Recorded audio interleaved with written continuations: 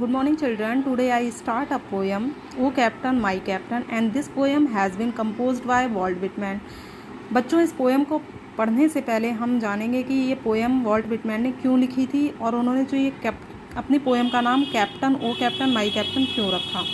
तो इस पोएम का बैकग्राउंड जानेंगे। इस पोएम में क्या होता है कि यूएसए में जो अब्राहम लिंकन थे, यानी कि 16th प्रेसिडेंट या 16वें जो राष्ट्रपति थे, उन्होंने एक प्रथा थी, दास प्रथा, उसको समाप्त किया था। यानी कि अमेरिका में एक प्रथा थी कि जो काले लोग होते थे, यहाँ इंडिया से कोई जाता था, काला होता था, जो गोरे नहीं थे, उनको दास बना लिया जाता था, स्लेवर बना लिया जाता था, गुलाम बना लिया जाता था।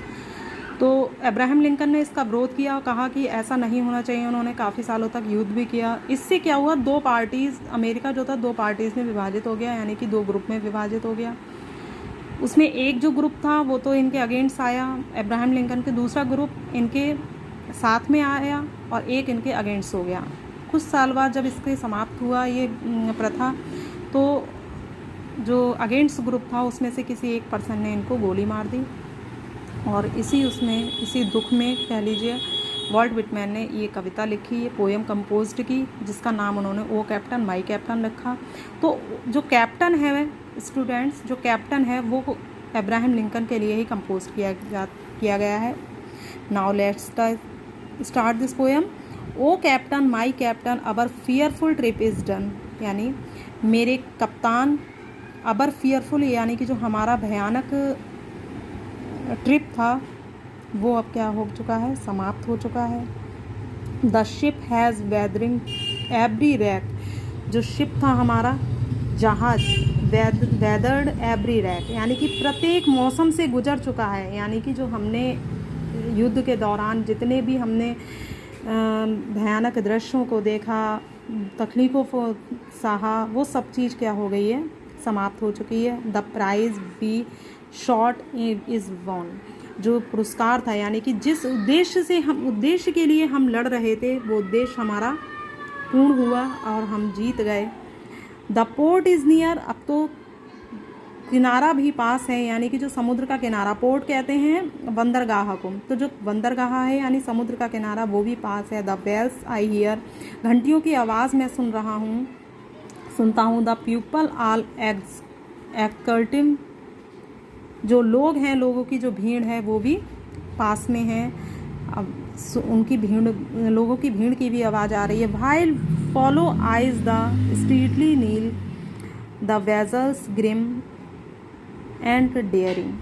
तो वाइल फॉलोज आइज यानी कि जो लोगों की भीड़ है वो क्या कर रही है, वो जहाज़ की तली को देखते हुए, वो जिस पे जहाज़ चल रहा है ना, पानी के ऊपर चलता है, तो जो उसका नीचे का किनारा है ना, उसको बहुत ध्यान से देख रही हैं, उसी का अनुसरण कर रही हैं, अपनी आँखों को उसकी तली पर लगाई हुई हैं कि जो वेजल्स है, वेजल कहते हैं जहाज़ का ही दूसरा नाम है, वो अब आने वाला है।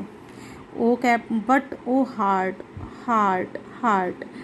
ओ the bleeding drops of red, where on the deck my captain lies fallen cold and dead.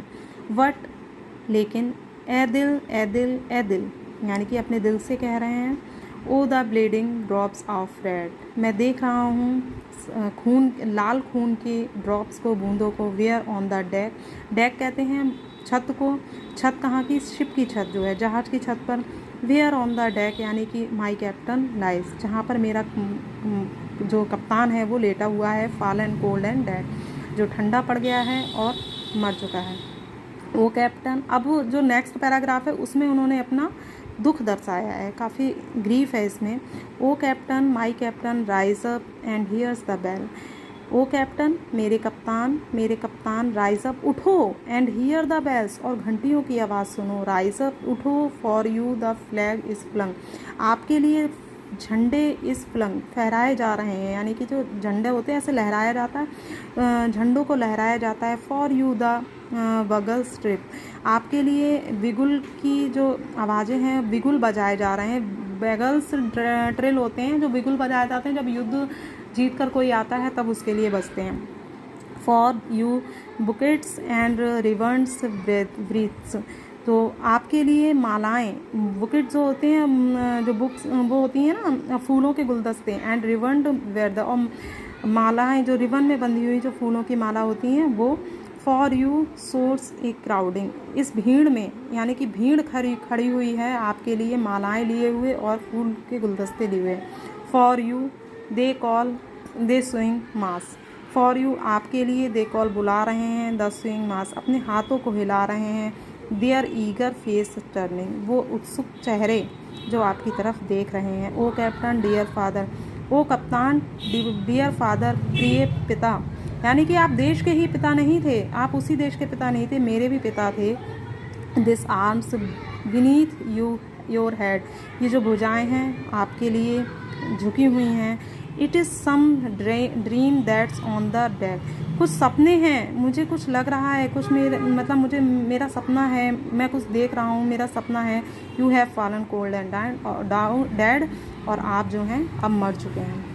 My captain does not answer, लेकिन मेरे कप्तान ने कोई उत्तर नहीं दे, मेरा जो कप्तान है वो कोई उत्तर नहीं देता है। His lips are pale and still, उसके जो होंठ हैं वो पीले पड़ चुके हैं, एंड स्टिल अभी तक। My father does not feel my arm, मेरे जो फादर हैं वो मुझे फील नहीं कर सकते, छू नहीं सकते और ना ही कुछ अनुभव कर सकते हैं। He has no pulse nor will, ना ही वो मेरी जो पल्स हैं यानी कि मेरी जो नसें चल रही हैं उनको भी नहीं महसूस कर सकते।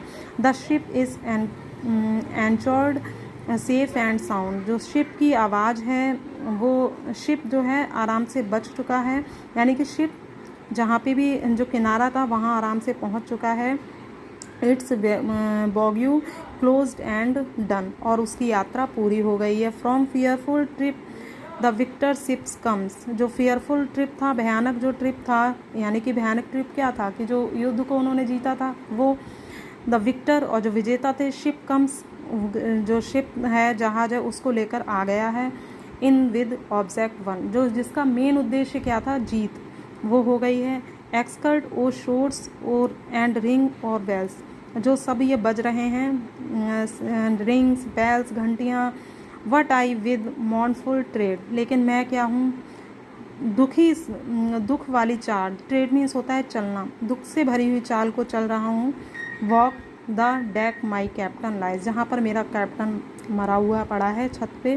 फॉलन कोल्ड एंड डेड, जो अब मर चुका है, ठंडा पड़ चुका है और मर चुका है, मैं वहीं उसी के पास जा रहा हूँ। I hope you understand this poem. If you face any problem then tell me, I will try to explain again.